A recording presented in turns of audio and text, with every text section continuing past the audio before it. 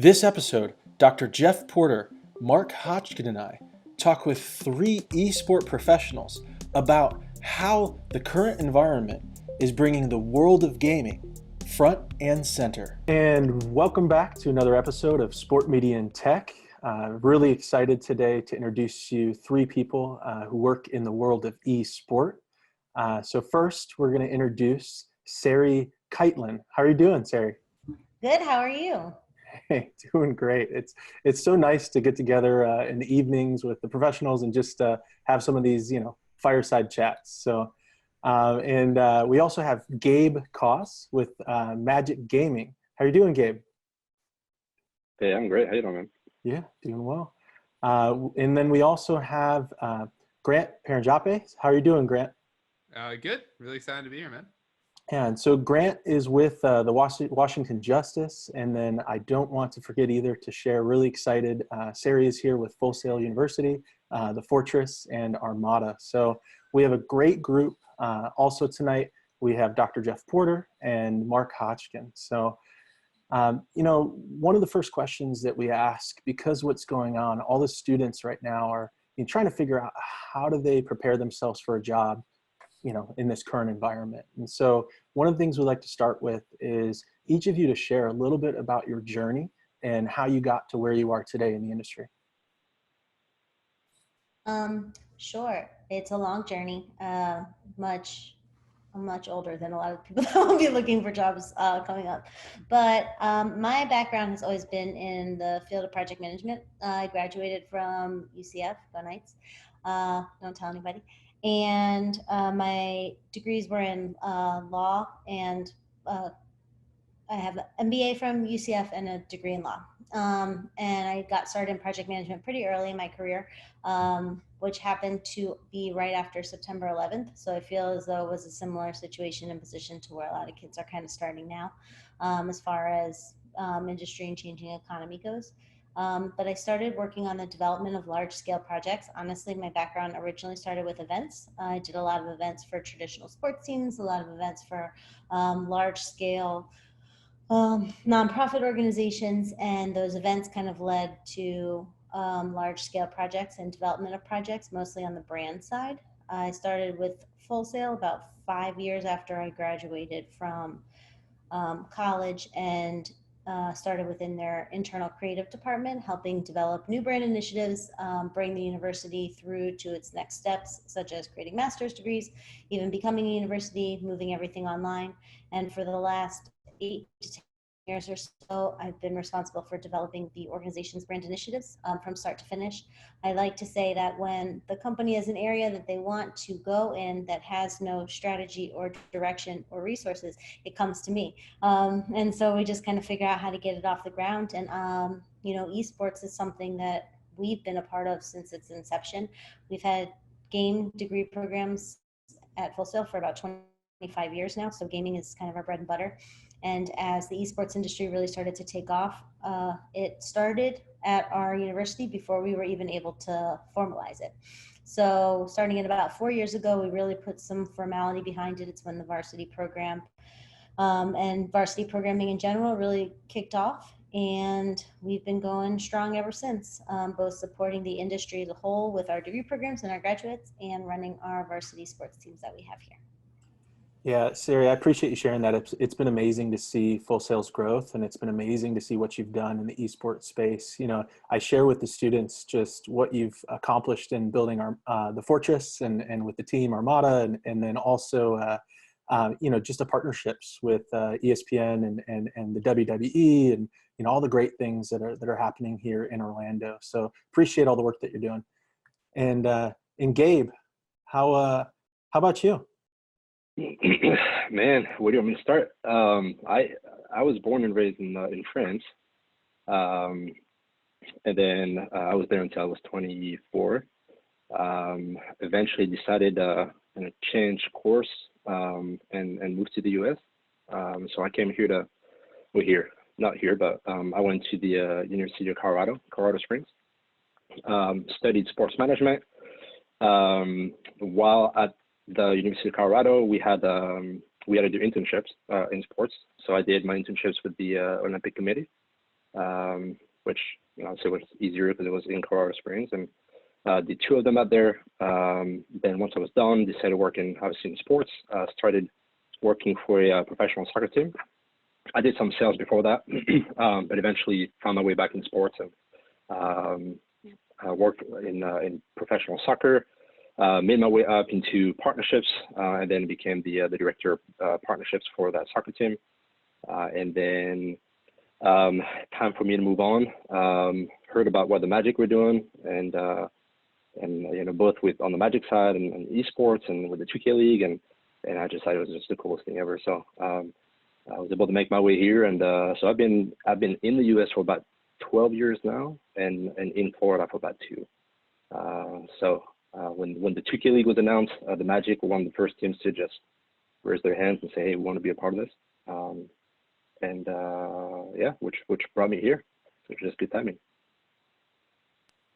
Yeah, well, we met for the first time, I think, at First Watch, and to grab coffee and talk about opportunities between, I believe it was IOA at the time, and with Magic Gaming, and it's just been awesome to see what you've been able to accomplish with the Magic Gaming group and the esports summits that your team and everyone puts together each year to really put attention around what's happening in Orlando. So thank you for that. And Grant, excited that you're here. So tell us a little about your story. Man, I don't know if you saved the worst for last or the best for last, but we'll give it a go.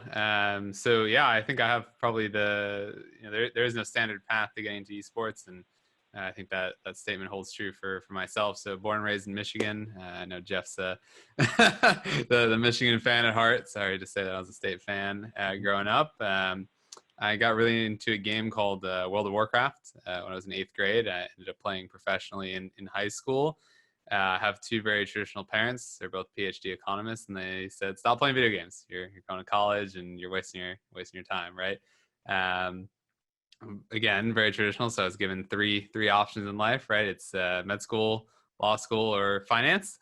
I thought med school was the least offensive of the bunch. So I went down to Tulane. I was a neuroscience major and finished in 3 years, and then got my MBA straight after. And thankfully had 6 months to decide between going to med school and getting a job, and decided, I've been into video games my whole life. I played WoW professionally. I was into League collegiately, and I started applying, as many of your students will do the same thing. And I got a ton of no's, right? I'm an MBA with no experience, and I answered a Twitter post to an endemic team called Splice. They owned and operated 11 traditional endemic esports teams.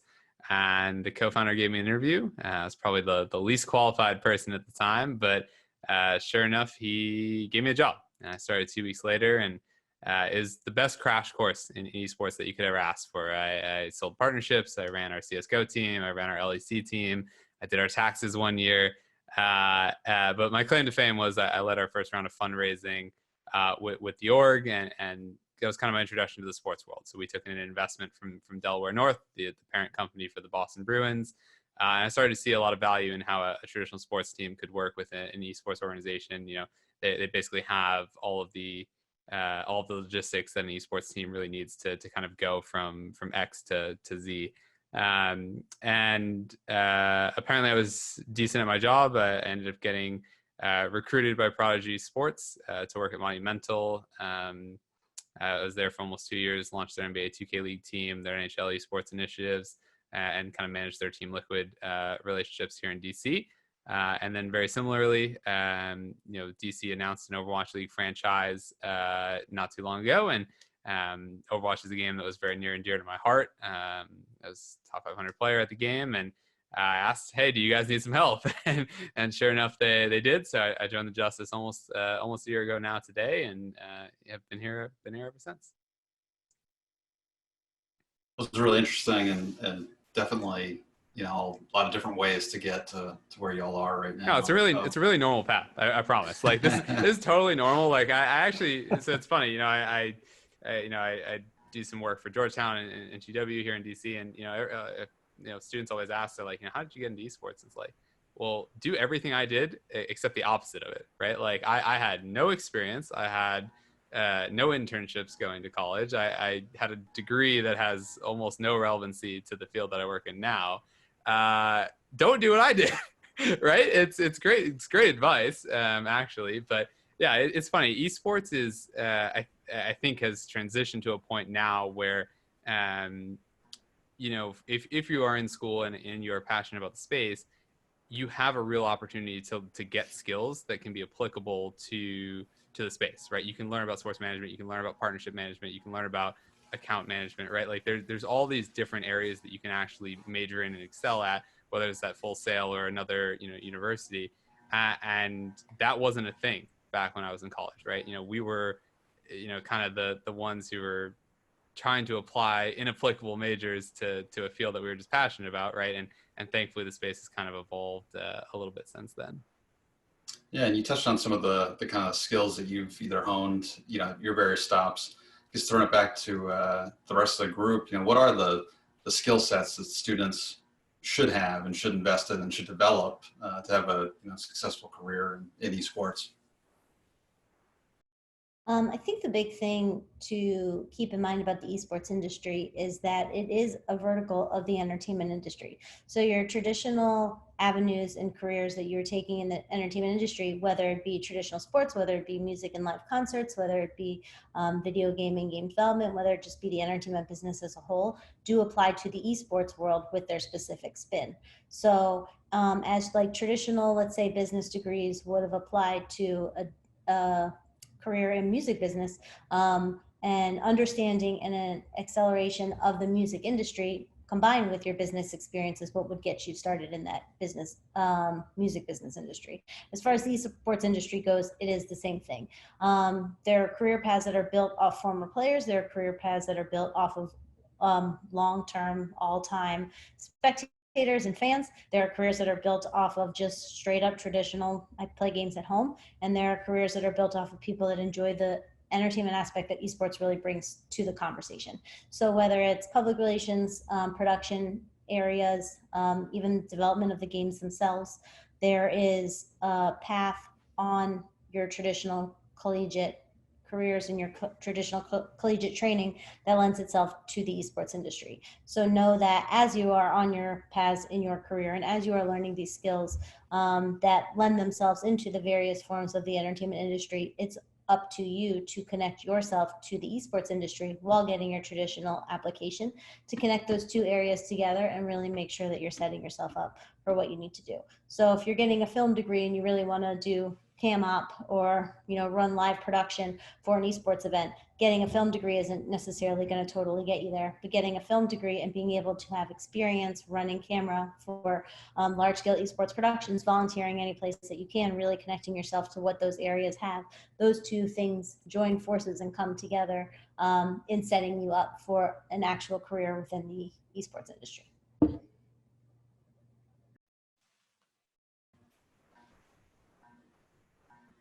Gabe, you're actually muted.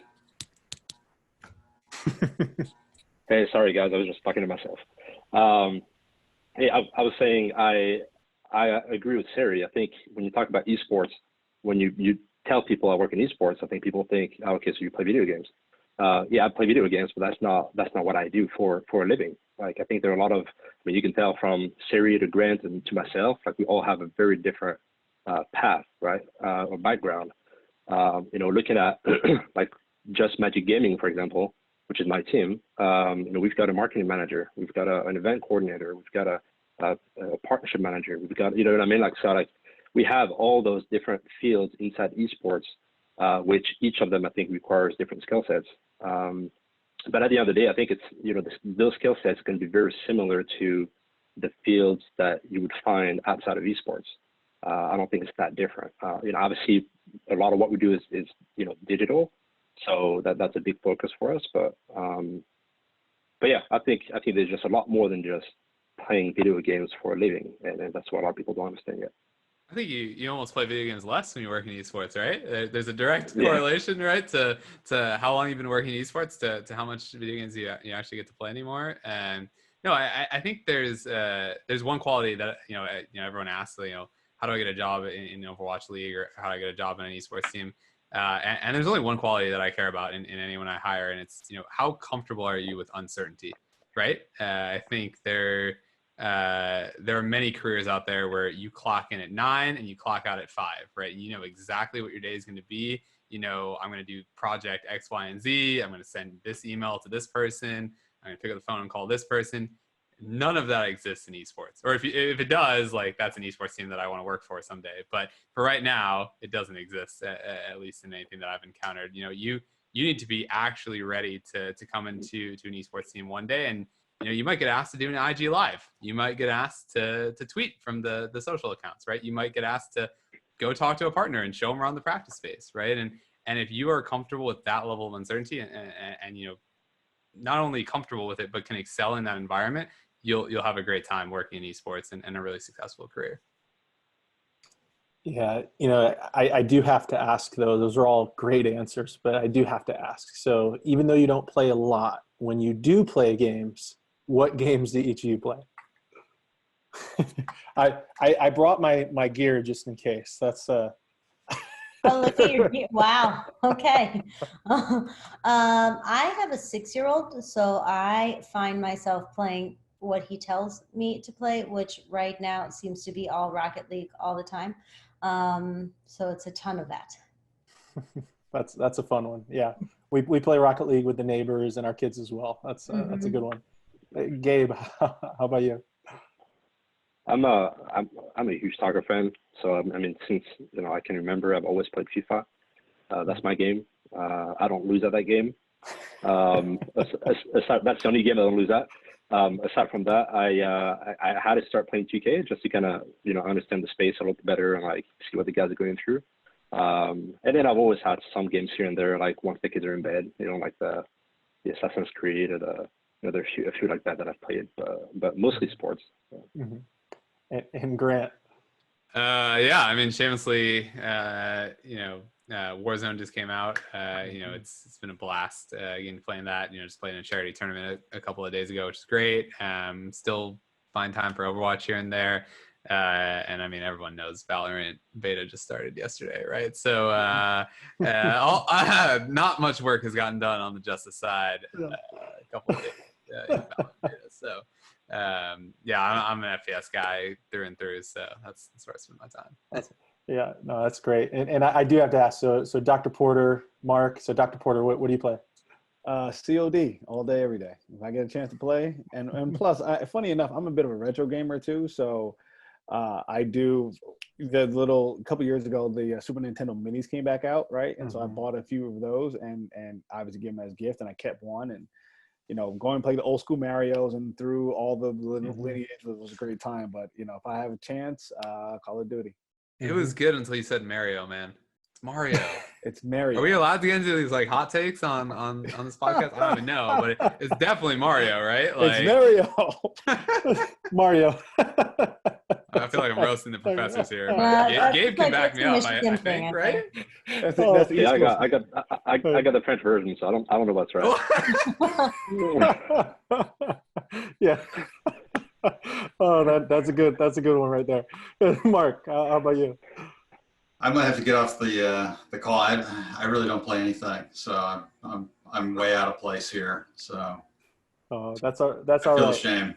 That's all right. Yeah, no. So I do have to share. So I'm a master of none, but I enjoy playing them all. So the ones that you shared in terms of Rocket League, NBA 2K, enjoy playing. I just downloaded Call of Duty Warfare to jump in on that, and then the one that I really was involved with growing up was Halo. Halo was just in its prime when I had the time, when I didn't have kids, to play a lot more video games. Do we want to talk about a franchise that had a missed opportunity? Like Halo 2, man. Like, yeah. What is Microsoft doing? Yeah. So I think this is a great way to talk about opportunity, right? And one of the biggest things that we've been talking about on all the podcasts, Jeff, is with the coronavirus. So Jeff, could you share a little bit? Yeah. And so, the entire sporting industry is changing, or has changed or will change because of the impact of COVID-19. A lot of the things that are happening are uncertain right now, and that's the current landscape of what we could call traditional athletics or traditional sports. But in your world of esports, what is the impact that COVID-19 is having, and are you guys being able to use some of the different techniques or imaginative ideas that you may not have been able to in your day-to-days? Honestly, it's kind of been an interesting pivot, I think, that the esports industry as a whole has taken, but mostly the esports community and how they've sort of embraced that pivot. So esports was obviously born online. I mean, the way the concept was born, the concept of the live event esport almost came after the concept of the online esports, or at least as far as popularity goes.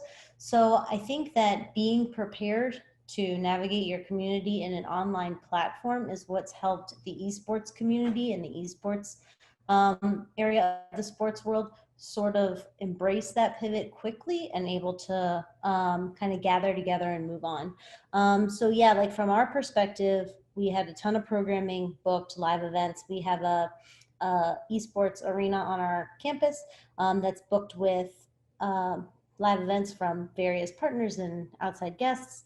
Our esports arena is a classroom, so our students are learning in there every day. So we bring as much programming as we can into the space so that our students who are really focused on trying to get a career in the industry have the ability to work on these large scale events.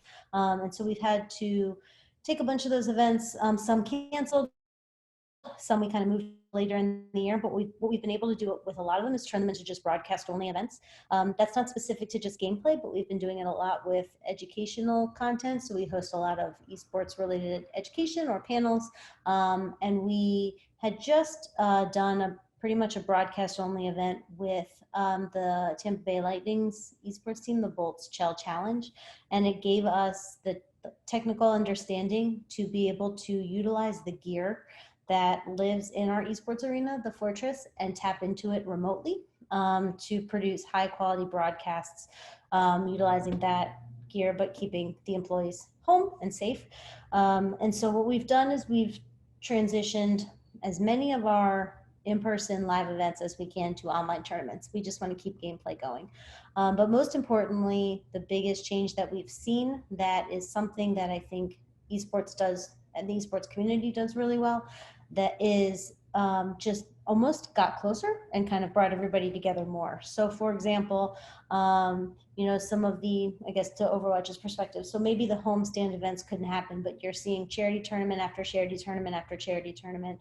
Our collegiate leagues are not able to be fully functioning because a lot of college campuses closed, which gave students no access to their gear or to high-speed internet or to gaming PCs. And so what they've done is they've just supplemented. So it might not be regular season gameplay, but we've supplemented with interim tournaments, a lot of charity tournaments, a lot of opportunity for people to engage. For our students, they all went online, so the campus closed. And in doing so, we're holding weekly tournaments for a different game every week. So we had a 1v1 Overwatch tournament the first week, just open to all students. We had a 3v3 League of Legends tournament the second week. We're doing a Magic the Gathering tournament this Friday, all in the effort of kind of keeping people connected, keeping the community connected, and making people realize that there are folks out there and everybody's around here. You're not kind of alone.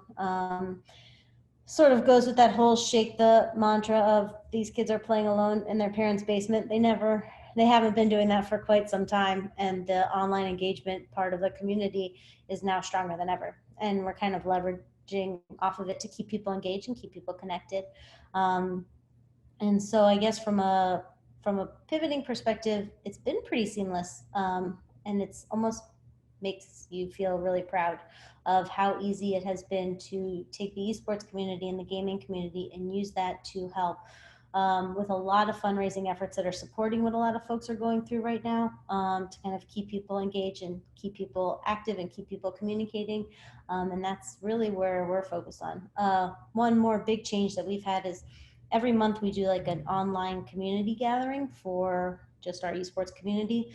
We have our varsity athletes, which make up a small percentage of our esports community, but we have over 1,500 students on campus who are actively engaged in esports.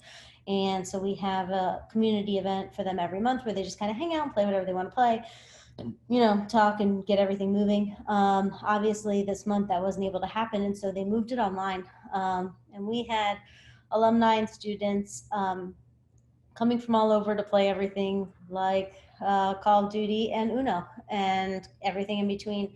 We had students who moved home who are doing doorstep delivery driving to make money in between, that are playing on their mobile devices on the side of the road just to be able to engage, knowing that the system was able to move from an in-person event to an online event pretty seamlessly. They went 2 hours longer than they ever expected to go. Everybody just kind of made fun of each other and had fun together and played a lot of games together, and it moved pretty quickly, and it's actually been neat to see.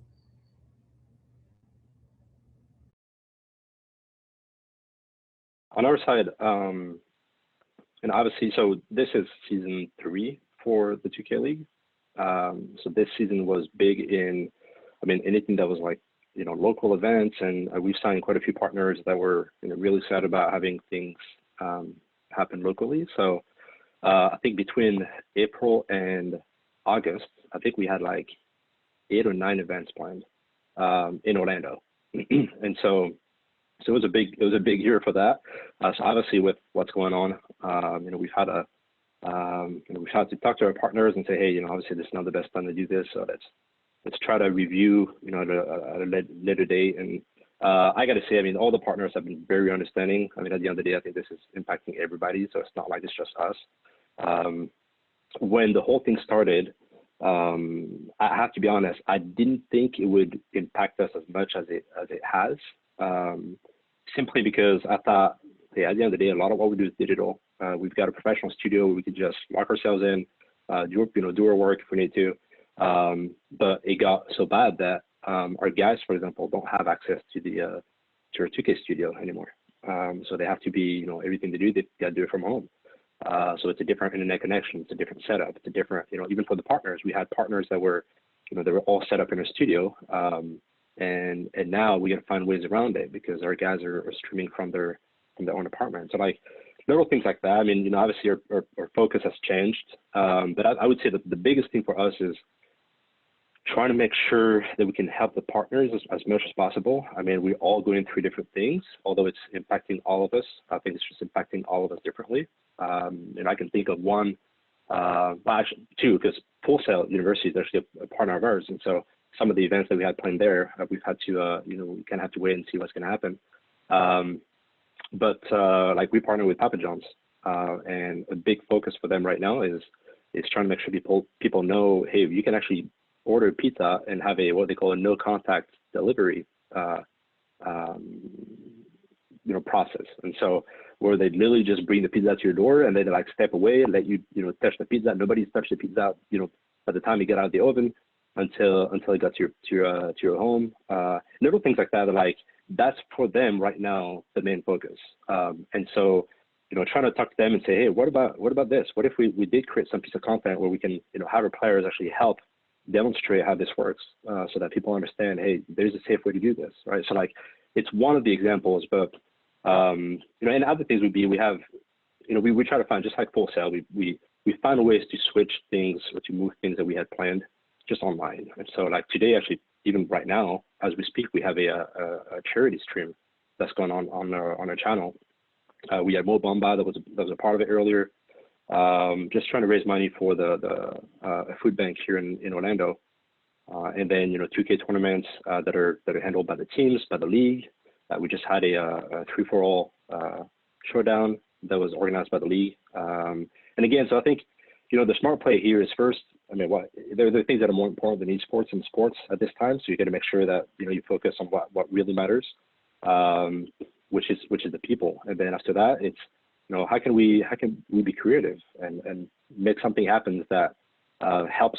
I think that's the big advantage about esports, is helping people kind of get out of their daily, you know, worries, right? Which I think the esports community has really embraced.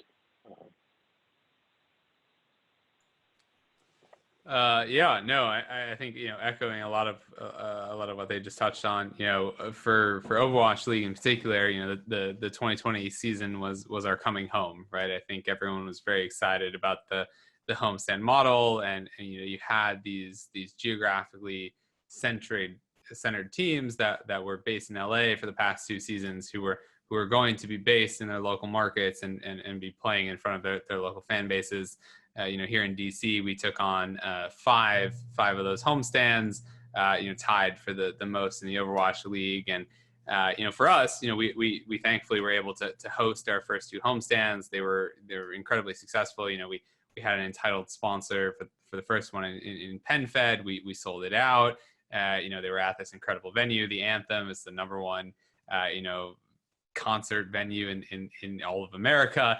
Things were looking great, and then you have something like Corona happen, and your entire world changes quite literally overnight. And I think for us, we were, I think, just blown away by how Blizzard and Activision as a whole kind of responded to the situation, right? I think you had teams looking at, well, what happens to the remainder of our events? What happens to our team traveling to this and that market? We were actually due to fly to Florida, the very week that Corona kind of took off and became mainstream. And, it really took a certain, technological, piece of innovation to move the matches online, right? And you look at companies like Riot or Blizzard, and really it makes you feel good being aligned with them when you realize, just how much work goes into moving a product that has this really high production value and has moved to this kind of geocentric model, and now all of a sudden it's online, right? And how do you get that to broadcast? How do you get teams comfortable with the competitive integrity involved with everyone playing remotely? And really you kind of look at those companies and you're like, these are the 2 that were able to pull it off. So for us, obviously it was a bit of a bummer, not having to cancel our 3 events. And, we were very thankful to have the 2 that we were able to host before Corona. But I think for us, we're just kind of thankful that, we were able to take esports. Esports has a very funny path where it was, inherently digital. We wanted to be more like traditional sports, so we moved more in that direction. We have these homestand models. We have more local events, and now we have a global pandemic that sends us back to where we started, right? But we really don't want to go back to exactly where we started. We want to go back to where we started, but keep the high class production that we all kind of know and love, but also figure out how to do that with everyone working remotely. So I think for us, we were kind of thankful that Blizzard and Activision has really been able to kind of keep the pieces that we love about the local model and really bring that to an online product and solution. And so for us, in a world without traditional sports, we kind of see this incredible opportunity where everyone's inside, everyone's playing more video games than ever. They're watching more sports content and esports content than ever, and our season's still happening, right? And for the likes of the MLB, NFL, NBA, they're all on pause, and we're like, well, let's charge ahead, right? So for us, yes, it's a little different than we had envisioned. It's not quite the homecoming, if you will, that I think we'd all intended for 2020, but it is still a kind of a really nice middle ground that we found ourselves in, and honestly, just very excited to still have games happening for our fans. Yeah, Grant, you make such great points, and all of you brought up great examples of how esports is pivoting. But what I want to make sure the students and people listening to the podcast, recognize, understand is that this has impacted esports just as much as it's impacting traditional sports, because it's canceling all these in-person events. Just like you said, you hit the nail on top of the head in terms of there are huge events that have been scheduled with thousands of people that have to be moved. And now the only difference is here, which is a big one, is that you're able to creatively pivot back to that initial place where you started, online and through digital. And I think, you shared some of the examples, but, the NBA 2K with the 3-for-all showdown with the players, you have USL Soccer doing the Rocket League tournament, you have eNASCAR with iRacing, and then you have League of Legends, you have Overwatch, you have all the other looking to pivot in those ways. And so I think it's just been a time where there's such a large captive audience at home with nothing else, from a traditional standpoint that they can watch. And so it's giving that extra little nudge to say, to put the fans in an uncomfortable place to say, I'm going to try esport. And what you're seeing is that a lot of people are saying, wow, this is pretty great. This is awesome. So because now they're seeing some of their favorite traditional athletes playing esports, and they're also seeing the difference of the level of competition of true esport athletes that regularly play versus, you know, the traditional athletes coming in and just playing for fun, so to say, right? Okay, so the next question is about the ecosystem of esport. You know, I think, you know, students and people that aren't in the space or really, you know, fans of esport don't realize how big the ecosystem is. So, you know, in esport, you have the fans, the media, the brands, the leagues, all the different teams, and then you have all the individual players. So could you share a little bit about just the ecosystem as a whole and maybe how it's similar to or how it contrasts to traditional sports? Sure. It's really easy to kind of pinpoint the main contrast. You can find the comparative between esports and traditional sports and all the different steps that you maintain. The one big difference is that in traditional sports, the sport that they're playing isn't owned by anybody. And in esports, the publishers are obviously involved from an IP perspective. There was a Netflix documentary that really did a good job explaining it, but it's essentially the comparison of if you're playing basketball and you have the NBA and it's run exactly as the NBA is run right now with all of the advertising dollars and all the partnership opportunities and all the players and their contracts and their leagues and their setup. And then on top of that, you add that somebody owns the ball that they're playing with and somebody owns the hoop that they're shooting into and somebody owns the rules to the sport and how that's run. And you add in all the nuances of that conversation. That's the really, to me, the big dividing line between traditional sports and esports is the ownership of the IP. But the one big thing that I do think ties back also to your earlier point is not necessarily in the separation, but in what I think they each can take from each other. So in the transition that we've had from COVID, obviously traditional sports, a lot of them maintained playing without an audience or without a crowd for obvious and understandable reasons. And what has been awesome about the road of traditional sports is that the sport is so engaging and universally accepted and everybody's watching it that they haven't really needed to expand or evolve much on their audience development for quite some time. But in the world of esports, audience drives. So that's the one thing that I feel as though esports really had set up that I think that I would love to see traditional sports even learn from is the evolution and the opportunity as it comes to engaging and kind of interacting with the audience and your fans. So I do think that had we not been in the moments that we had been, and maybe even just in future conversations, I think there are ways to continue traditional sports. And if a crowd is not able to gather, to not lose your audience. And I think that's something that, the connection between sports and esports can really take on, kind of brainstorm. Esports has taken a ton from traditional sports in regards to the business side of the ecosystem and how it's run, engaging with endemic versus non-endemic brands from a sponsorship perspective and the way that the whole economic impact to a city is really evaluated and understood.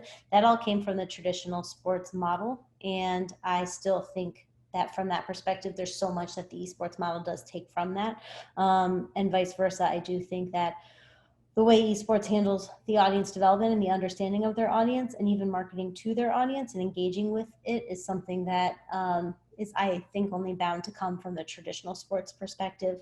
The one thing that I try to always focus on a lot that I think is brilliant from esports that I wish we saw more in traditional sports is, the line between fan and player is blurred a lot more in the esports perspective. There's an opportunity to engage with your favorite esports athlete in so many conversations, whether it's playing against Hungrybox in a Smash Brothers tournament, or whether it's watching them practice and stream on Twitch, or whether it's signing up for a charity tournament and getting paired against somebody in a random bracket. The athletes are welcoming to their fans the fans want to both play and beat and watch and engage with the athletes, and they have the ability to do so. And so from an ecosystem perspective, that's also a really big driver of the difference between the levels of sponsor opportunities, the levels of partner opportunities, the levels of investment and engagement with a pro team or a pro player goes, is they are also directly connected to your audience in more than an untouchable way, I guess, like traditional sports might have. Yeah, no, Sari, like that is a really good explanation of it. I just, I think from a interaction standpoint, there's no other place where you really have such a direct connection, you know, with the publishers of the game and also then the athletes and that for feedback.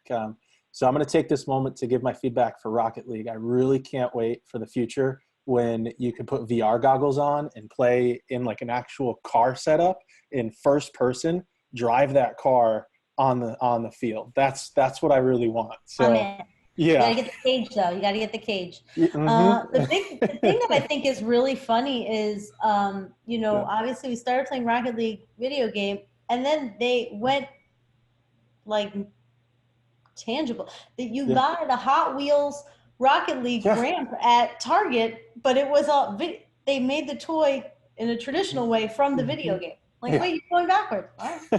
Yeah, the lines are definitely blurred. Mm-hmm. In you know, Gabe, you focus on a day-to-day basis in sponsorship and with, you know, the NBA 2K League. And could you share a little bit about the ecosystem there? You know, I think, you know, Magic Gaming and NBA 2K League is positioned a little differently than other esports, right? With the backing of a traditional sport league. Yeah, absolutely. I think it's an interesting mix. Simply because I would argue that if you went back a few years, the issue that some esports organizations had is that they kind of like what Sari mentioned, is that they really didn't have a structure. It was kind of like those, you know, a lot of them were just gamers that were good at what they did. They just didn't have that business piece of it. And then you had, I think, teams that came from traditional sports that maybe had that business structure, but they really had no clue what they're doing in esports, right? So I think throughout the years, I think that's changed. And the 2K League, I think, is a perfect example for that. Is, you know, now you have those teams that are, you know, I look at my team and we have those guys that are gamers. We have those guys that like completely understand the esports space. But then we have the guys that actually, you know, came from traditional sports, and so they can bring that business aspect to it. So it is different. I think, in my opinion, it's the best of both worlds. Simply because like it's kind of like, you know, we're a startup, but with a kind of a giant behind us that's supporting us, right? So anything we need, you know, we can just turn to the magic, right? And so again, like we got to prove ourselves, and there's a lot that we can do on our own. On the partnership side, I think what's really made a difference is when you have all those big brands that are coming in, I think it brings a whole different perspective. You know, when Louis Vuitton came in recently to League of Legends, or when, like, you know, I remember having esports summits and telling the attendees about esports, and like they had no clue what I was talking about. And I was like, hey, I mean, when you have a Mercedes-Benz that is coming in, when you have a, you know, BMW, like these are not small brands, and they're not brands that you would think would try to attract that younger demographic, right? So it's been super interesting to see those brands coming in and really bring something different. I think because of that, the media has focused on esports a lot more.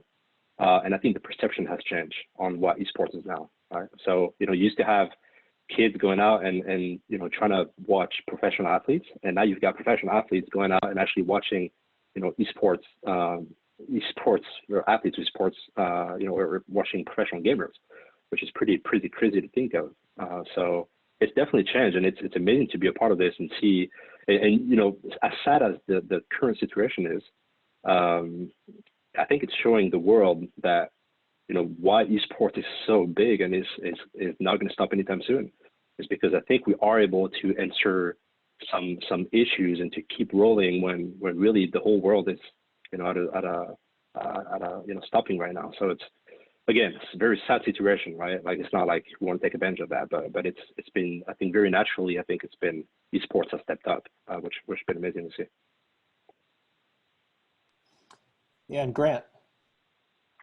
Yeah, no, I think not too much to add, right? You know, I think Sari and Gabe kind of definitely covered most of it. You know, esports is very similar to traditional sports, right? I think, the major difference, like Sari mentioned, is, the publishers ultimately own the IP. If you and I want to go start a basketball league or a tournament, you and I don't have to ask anyone for permission. For permission, we go outside and do it. Instead, if you want to launch a League of Legends tournament, you best call Riot before you do that, and chances are they might say no. I think for me, esports as an ecosystem is in this very interesting spot where, for us who work in it every day, the definition of a tier 1 esport matters more now than ever before, right? I think you have brands, you have venture capital money, you have outside media. Everyone's talking about esports, right? You're talking about these valuations that the Cloud9s and TLs of the world are getting. You're talking about, building full-time arenas in Arlington and Full Sail. And it's like, what exactly is the strategy of esports? And if you're a student looking to get into the space, like, where are you betting that it works, right? And for me, the answer is always, go with the established league that has the backing to support a 10-year plan, right? And if you look at the major, tier 1 esports, you have LCS, you have Overwatch League, and you have NBA 2K League, and you have these massively backed franchised leagues that everyone is bought into for the long term, right? And then you have everything else, right? Everything else is noise to some degree. You have the brands who they just want to be in esports to some extent, right? They, Papa John's, they want to be in it. They have no idea what esports is to some extent. Like they just think it's this cool thing that reaches 18 to 34-year-old millennials, and they want to put their money in it, right? Like that was the pitch to multiple brands when we were involved in it. And that's great. And I think we're in this really nice spot where for the next 2 to 4 years, that's okay. And I think COVID hasn't done anything to hamper that. I think it's what comes next, right? And it's when do brands wake up and realize, being involved in esports isn't as cool of a storyline anymore. It's like, we actually want to return, right? Like, we actually want the eyeballs. We want the 1.7 million people who tuned into a closed beta launch of Valorant. Like, we want the 56 million people who watched the LCS finals, right? Like, we don't want the whatever people who watched Rocket League on a Saturday night, right? Like, we want the actual impressions that we're used to when we buy a Nielsen rated program for whatever weekend, right? So the esports ecosystem is this finicky thing where it seems to change every day, and you have Fortnite, which is kind of this outsider as well, and no one knows how exactly to play with them. And is it esports? Is it not? Is it an influencer-based marketing play? So, for me, it's, if I'm a student looking to get into esports, it's what can I do right now make the most sense to get in with one of these franchise leagues, and then go there, right? And get actual real world experience for the next 2 to 4 years, see how the ecosystem plays out. And truthfully, it's not going to look anything like it does today, right? Like, we're all sitting here on a podcast, and all of us are going to say something, and it's going to change tomorrow, right? Like, there was no Corona before. There was no Overwatch League 3 years ago, right? There was no LCS like 6 years ago, right? There was no Valorant like 2 days ago, right? Like, it's one of those things where, like, guys, like, I love doing these panels, and it's super fun for me. But, like, if I'm a student, it just goes back to, like, holy shit, like, be ready to just do whatever it takes, right? And if you're not, like, don't work in esports, right? Like, go major in accounting and go work at a Big Four, and, like, it's fine. Like, you have a very traditional career path. But if you want to work in esports, like, you better wake up tomorrow and be like, holy crap, like, the world is going to look really different than it did 72 hours ago. Yeah, Grant, I think you touch on something of just, we talk about in the program all the time. You have to embrace ambiguity. Sports, everything just moves so fast, and the skill sets you need change so quickly. And I have a quick follow-up for you. You mentioned that for someone to run a tournament, they need to call the game publisher, right? They need to call your Riots, Activisions, Blizzards, etc. But with that, Facebook just launched a tool for users to create esport tournaments online. I know that's amateur, but could you just share a little bit of the defining line between an amateur event and, like, say, an event that Ooh. one of the publishers would say, So I'm getting revenge for my hot takes. Okay, that's fine, Keel. I signed up for that. Yeah, I don't know if there is a defining line, right? Like it's ultimately up to what the publisher decides is the defining line. I think if you look at what NBA 2K League or Riot or OWL does, they'll call you when you cross the line, right? Like I would say, like if you tried to start an amateur scene, or Gabe can speak a little bit better, but I imagine if you tried to run a park tournament for something and you're not an NBA 2K League franchise, right? Like you're probably getting a call from the NBA 2K League or Take Two, right? Like it's hard to know if they where that line exactly is, but for an independent organizer, right? Like you can buy a license too, right? Like there was Rivalcade for Overwatch Tier 2. There were ESL obviously operates Counter-Strike tournaments, and it just depends on the IP, and ultimately if you look at a game like CS:GO, like it's a complete free-for-all, right? Like you have third-party tournament organizers who literally operate the entire scene, whereas the distinct opposite is through League and OWL, right, where it's a closed franchise system. So yeah, I don't know if there's a distinct line, and I'm definitely not the person to draw it, but I definitely would not want to be on the receiving end of a phone call from a publisher if I crossed it. Yeah. And Grant, you kind of queued up my next question, which is, obviously the stuff's moving really fast. And I think if you look 2 years back of where we are today in the space, it's obviously very different. But what are the things that I'd kind of love to hear everybody's thoughts on? What are the next things, the things that you're looking at, the emerging trends, the things that now that you've given a really good primer of, what this business space looks like, what can kind of people look for the next few years to kind of look into the crystal ball a little bit? The big thing in regards to the constant changing that I always try to explain to anyone, whether it's people, company heads that are trying to understand esports or people that are trying to get started, is there's no way to learn everything there is to learn about esports and then start. You have to be actively involved in learning every single day, because if you skip a week, 2 weeks, you will be so far behind you won't be able to strategically make decisions. It's an investment in the industry. The industry is essentially being built right now in its, I guess, prime while it's in its success. And if you are not, you're not going to learn it and then be ready to roll. It's an investment that you're gonna have to take every single day, honestly. The thing that has me the most excited, probably for obvious reasons, is I really love all the path to pro setup that a lot of folks are taking, and the kind of the evolution from that. We sort of had the pro area develop strong initially, and then things started filling in, like the collegiate landscape. But there is so much in the developmental stages from the middle school, high school kind of club rec sort of setup that are preparing folks for this industry. And I love that the professional league and a lot of the publishers are embracing and supporting the path to pro and pro-am circuits, which I think is really super important. The big thing that to keep in mind that we see a lot from the collegiate perspective is, yes, for sure, people have been playing these video games for quite some time, and blah, blah, insert random Fortnite 13-year-old player here and his success story. So great, so cool. Playing video games does not an esports player make. These kids have never been coached. They've never played as part of a team. They've never learned communication skills. They've never understood how to connect and work together. That, in some sense, is almost the complete opposite of how the traditional sports model works.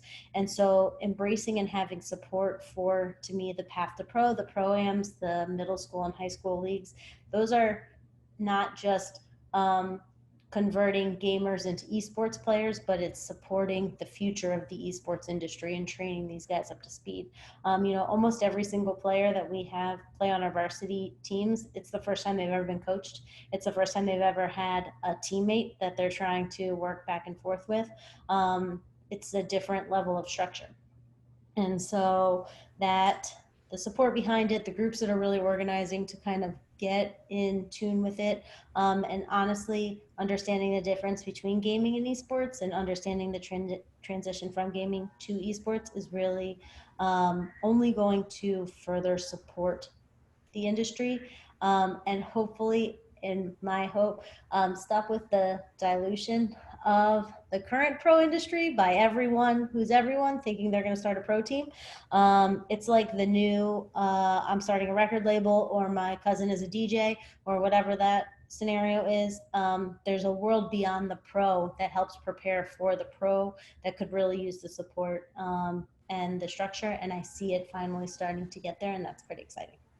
I want to follow up on that. I've spent most of my career in the college space, college athletics, and that's something that some conferences, and you hear it kind of talk about, like when you're talking about the NCAA or college athletics departments, some of them kind of dip their toe into it a little bit, but do you see that accelerating? I mean, do you ever think that's going to be the kind of thing that's a NCAA sport or, part of the college athletics department? So the thing that is keeping NCAA from being involved in esports is not the NCAA, it's esports. So the big defining difference is that if you take the profitability of an individual player away from collegiate esports, then collegiate esports dies. You, as an esports athlete or an esports professional, you don't require a college team to showcase your skills. You're not a quarterback that needs to show how you can play with your teammates to be able to go pro. The collegiate industry is awesome, but the big thing, I guess the thing that's important to note, and I try to always preface this as I'm not trying to shoot down anybody's dreams, but if you are playing esports collegiately, you are not going from there to play esports professionally. More power to you, and have a great time in college and get a job in esports and use that as your experience, and that is great, but you are already too old. So that's actually the best phrase I've ever heard in all of esports. Yeah, we're not, all of our varsity athletes, we're not training them to be pro players, and we're pretty clear on that from the beginning. This is another avenue for them to be able to participate in. So the reason why NCAA and esports won't connect is you remove all of collegiate esports if you remove the profitability component. The littlest thing, like I have a Twitch channel, just made affiliate status, and I make $2.30 a month, is illegal from the NCAA perspective. So either what's happening right now in California with the NCAA needs to expand a little bit more out as far as global goes, and then I'm sure they are welcome to come and join in the esports perspective, but they'll kill everything they're trying to profit off of if they don't open themselves up to letting people own their own brands and create their own content and profit off of it in the way that they need to. So you're 18 or 19 and you are playing on your school's Fortnite team, because you've been playing Fortnite since you were 13, because haven't we all? And the NCAA comes in and says, oh, you got to shut down your Twitch page, and that $300 you just won in your local Buffalo Wild Wings weekly last week, you don't get to keep, that goes to us. Then that kid is now being like, well, forget it, I'm just going to go play in the Buffalo Wild Wings weeklies and call it a day. And so that to me is the one thing that until that agreement can be met, it doesn't interact. And again, that agreement's not on the esports side, it's on the NCAA side, because obviously they need to adjust how they regulate and run all of their collegiate sports if they're going to have esports in. All right, so I thought I got paid for the hot takes, but that was incredible. Like, and reasoning for why the NCAA should never be involved in esports that I have ever heard. That was awesome. Yeah, I mean, like, look, like everyone who's endemic to esports, we popped a bottle of champagne when the NCAA said they didn't want to like be involved in esports. Like, none of us want them involved. Like, come on, they don't know what they stand for, like literally everything that esports doesn't agree with. Like, we're all about like self-monetization, like giving income to 13-year-olds who are good at Fortnite, right? Like, I want Beluga to win $3 million when he wins the Fortnite World Championship. That's sick. That's a kid who just won $3 million. Like, I want $3 million if I'm that good at Fortnite, right? Like, I love that. Yeah. So like, I think there's this incredible misrepresentation, and like props to Sari for like recognizing it, where like there are collegiate kids out there who think they're going to join a collegiate team and eventually go pro. Like, that does not work. That is not the model. If you're on a collegiate team, you're already too old, you're already washed up, like, you're not going pro, right? Like, you are, it's an alternate, you know, it's an alternate path. Like, good for you. Like, get a job in esports, live out your glory days on a collegiate team. If you are serious about going pro, like, I'm signing you when you're 17. Like, I'm signing you when you're 18, right? Like, I'm going to sign you and I'm going to pay you infinitely more money than when you would go collegiate. Like, it's just never going to work, right? Like, and I don't think any of us who work in endemic esports ever want the NCAA getting involved. Like, I'll do everything in my power to keep them out of it. Like, it is a terrible model. I don't like them.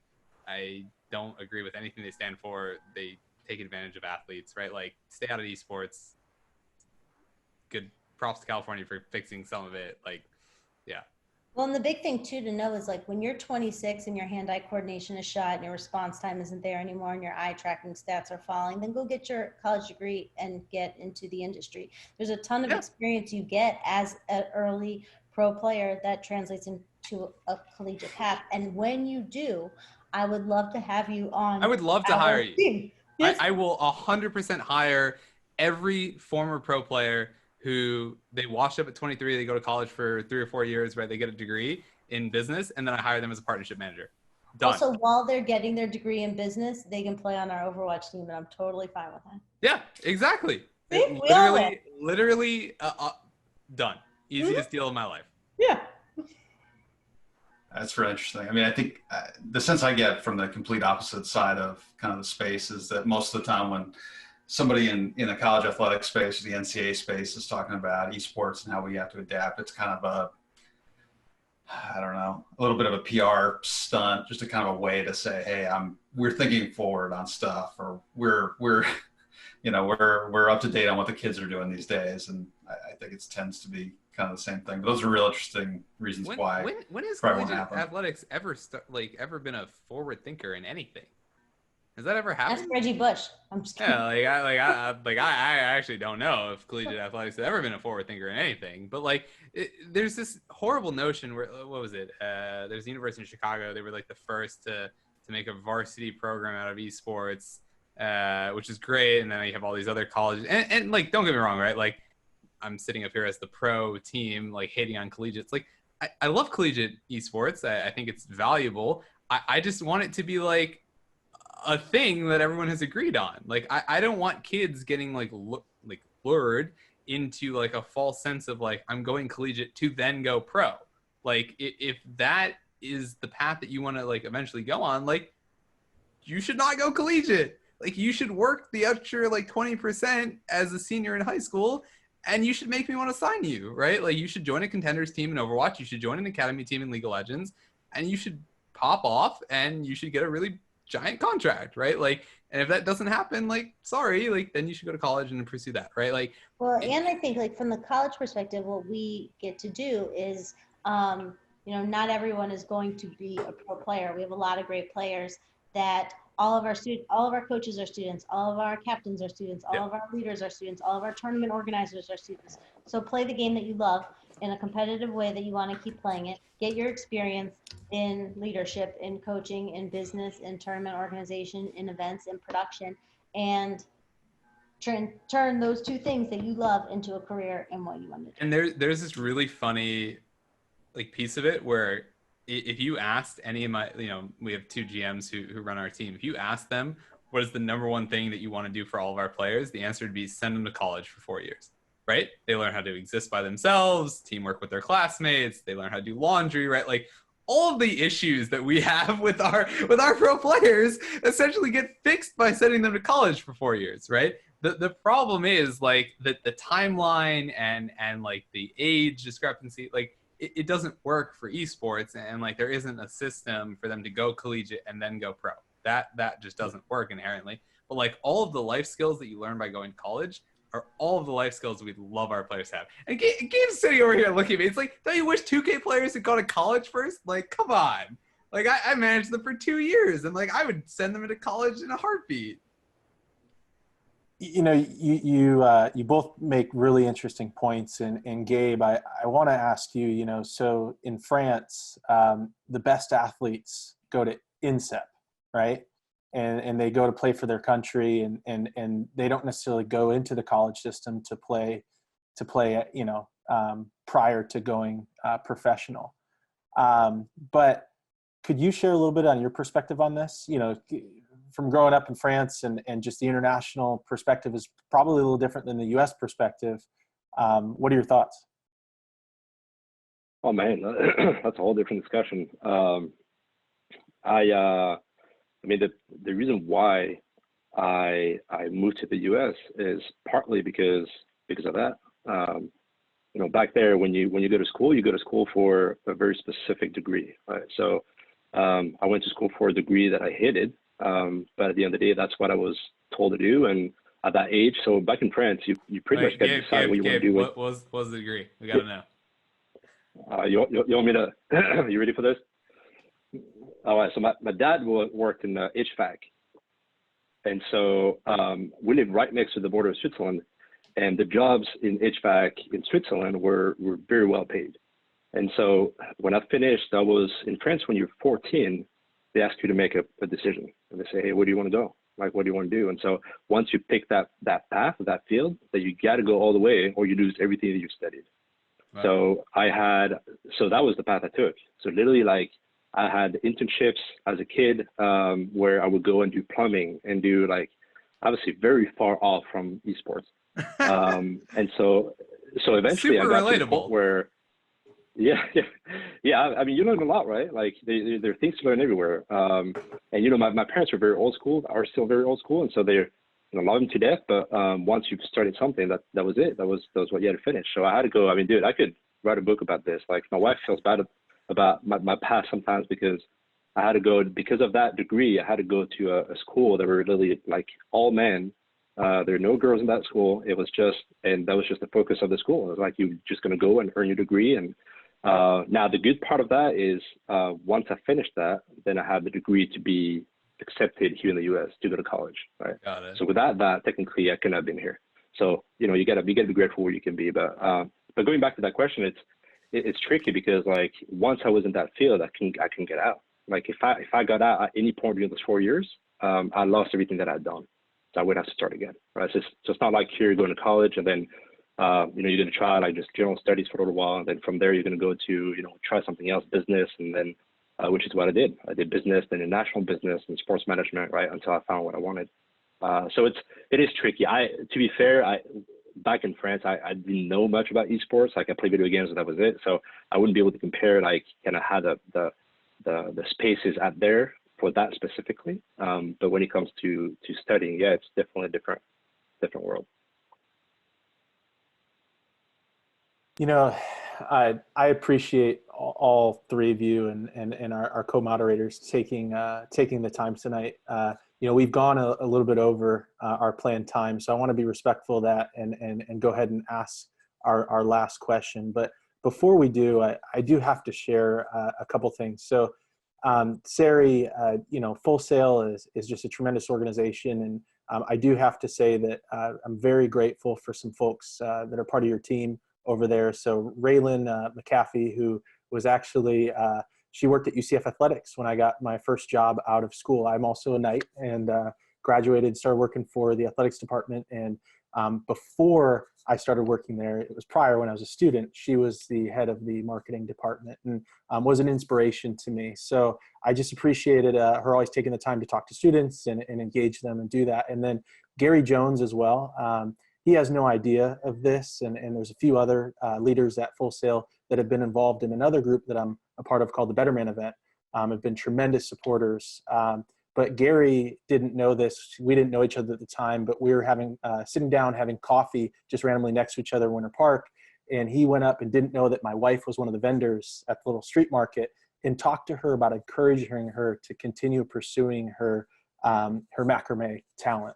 And it was just so great to see. So I love seeing your program grow and the people that are there, and just all the great partnerships that you have, and especially here in Orlando. It's so great to have, educational institutions like UCF and Full Sail and Valencia that work together to build this amazing creative community. So thank you. And Gabe, I do have to give a shout out to the DeVos family and Alex Martin and your whole team. And there's so many more I can go down the list. Obviously with the DeVos Sports Business Management Program, the support that the Magic give us is just tremendous. There's so many students that go and get internships, so thank you.